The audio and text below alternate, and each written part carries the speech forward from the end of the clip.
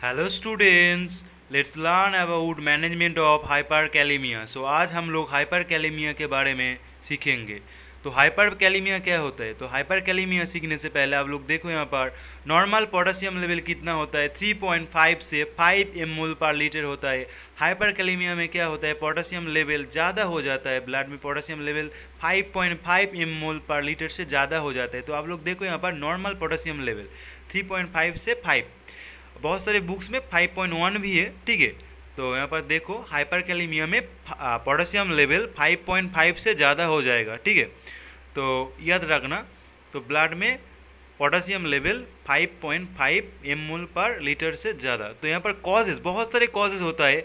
तो कॉजेज़ के अंदर यहाँ पर देखो रेनल डिजीज, जो क्रॉनिक किडनी पेशेंट होता है, डायबिटीज़ पेशेंट को जो होता है उसका एक डायबिटीज़ एक कॉज है।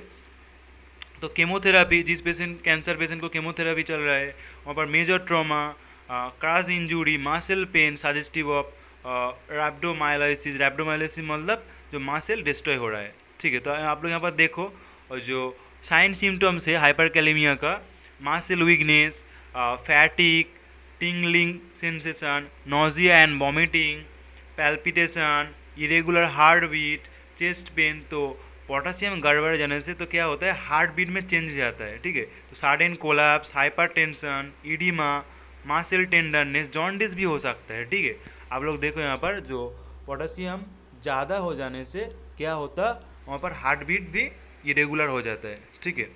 तो यहाँ पर जो ईसीजी होता है, पोटेशियम लेवल ज़्यादा हो जाने पर हाइपरकैलेमिया में ईसीजी के कौन सी पार्ट में चेंज जाता है। यहाँ पर देखो जो टी वेव होता है, टी वेव पीक हो जाता है, T wave toll T wave हो जाता है। और जो पी आर इंटरवल वाइड हो जाता है, क्यू आर्स इंटरवल, पर क्यू आर्स जो ड्यूरेशन क्यू आर्स का वो वाइड हो जाता है। तो मोस्ट कॉमन क्या होता है, टी वेव टॉल हो जाता है, ठीक है। और sometimes loss of P wave. तो आप लोग एक स्क्रीनशॉट ले लो, ठीक है। तो यहाँ पर मैनेजमेंट, तो मैनेजमेंट में क्या होता है, हाइपरकैलेमिया का मैनेजमेंट में इंसुलिन के साथ ग्लूकोज भी देना पड़ता है, क्योंकि इंसुलिन देने पर पेशेंट में हाइपोग्लाइसेमिया हो जाता है, ग्लूकोज लेवल डिक्रीज हो जाता है, इसलिए इंसुलिन के साथ ग्लूकोज देना पड़ता है हाइपरकैलेमिया ट्रीट करने के लिए। तो यहाँ पर और भी बहुत सारे ट्रीटमेंट है, और भी बहुत सारे मैनेजमेंट के वेज है। आप लोग यहाँ पर देखो 7 वेज ऑफ हाइपरकैलेमिया। तो 7 ways to manage hyperkalemia. Hyperkalemia manage करने के बहुत सारे वेज है, आप लोग देखो। Intravenous calcium, insulin with glucose, salbutamol nebuliser, sodium bicarbonate, loop diuretics, cation exchange resin, dialysis. तो मोस्ट कॉमन क्या होता है, डेक्सट्रोज के साथ इंसुलिन देता है, एंड क्या होता है, सैल्ब्यूटामॉल न्यूबुलाइजर काम में लेता है।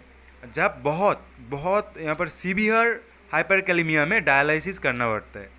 जब माइल्ड मॉडरेट हो तब वहाँ पर आप लोग क्या कर सकते हो, इंसुलिन के साथ ग्लूकोज दे सकते हो, सैल्ब्यूटामॉल न्यूबुलाइजर कर सकते हो, ठीक है। सो एक स्क्रीनशॉट ले लो।